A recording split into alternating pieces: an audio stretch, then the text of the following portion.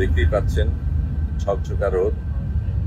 আজকে আমরা ফিলিস্তিনি টাইমে এসেছি।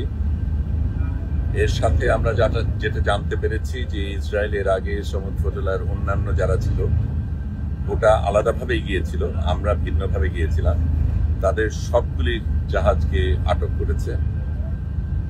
আমরা সবচাইতে বড় জাহাজ এবং আমাদের সাথে 8টা ছোট নৌকা একই সাথে পাড়ি দিয়েছিল, একটু আগে পাড়ি দিয়েছিল আমাদের।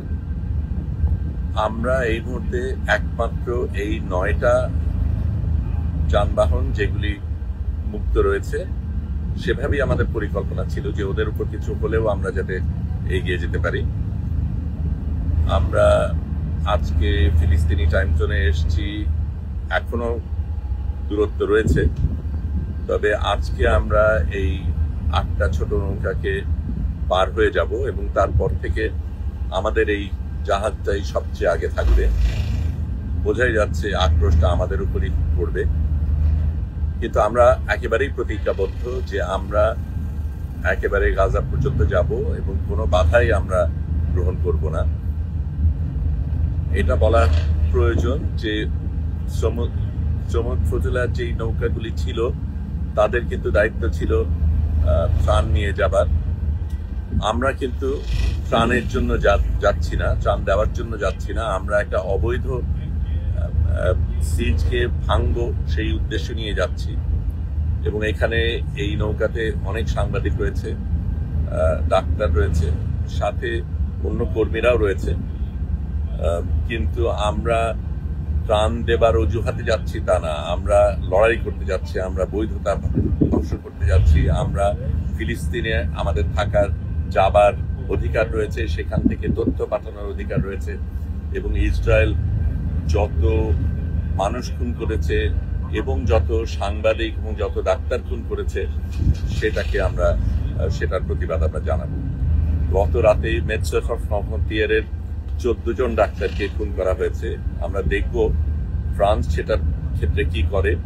এই পর্যন্ত তারা তেমন কিছু করেনি, মিষ্টি কথা বলা ছাড়া।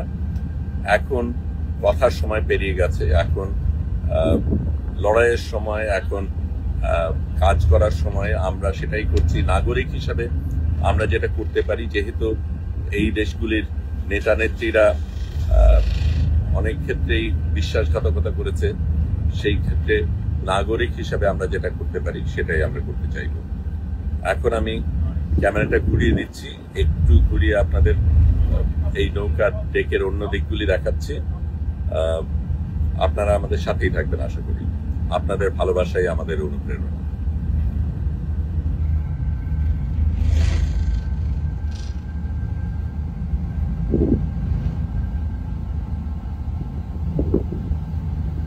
সকলে এখনো ঘুম থেকে ওঠেনি।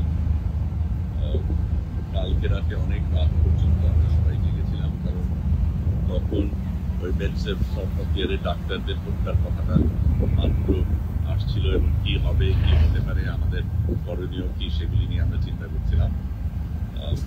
সমুদ্র আসলেই অনেক শান্ত, এত শান্ত আমরা সাধারণত দেখি না, কিন্তু মুহূর্তের মধ্যেই এটা বদলে যেতে পারে।